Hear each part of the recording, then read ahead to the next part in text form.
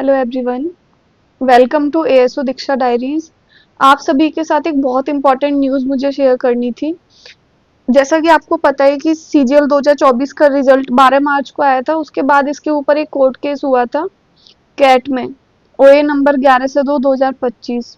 इसमें दो इश्यूज थे। एक तो आपका नॉर्मलाइजेशन वाला इशू था कि एसएससी ने जो नॉर्मलाइजेशन किया था, क्योंकि मेंस का पेपर अलग अलग शिफ्ट में हुआ था, तो जो नॉर्मलाइजेशन हुआ था उसमें किसी को तो बहुत ज़्यादा मार्क्स मिल गए थे, किसी को बहुत कम मिले थे।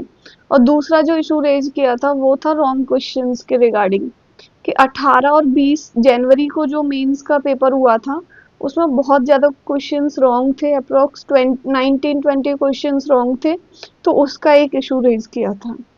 तो ये जो केस था, आज इसकी हियरिंग होनी थी कैट में। इसकी हियरिंग हो चुकी है और इसका वर्डिक्ट भी आ गया है।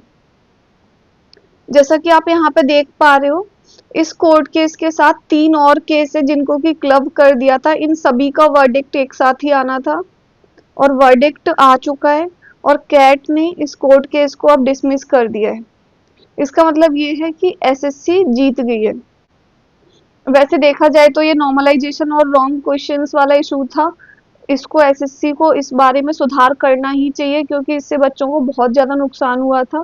अभी आगे मुझे लगता है शायद एसएससी इसमें कुछ सुधार करे। बाकी इससे उन कैंडिडेट्स को थोड़ा सा रिलीफ मिलेगा जो कि सीजीएल 2024 के थ्रू सेलेक्टेड हैं, क्योंकि जब से कोर्ट केस हुआ था तो उनको जो अपॉइंटमेंट लेटर मिल रहा था उसमें एक क्लॉज ऐड कर दिया था कि उनकी जो ज्वाइनिंग है वो subject to outcome of this court case है। तो अब वो उस क्लॉज का कोई मतलब नहीं है, क्योंकि ये डिसमिस हो चुका है।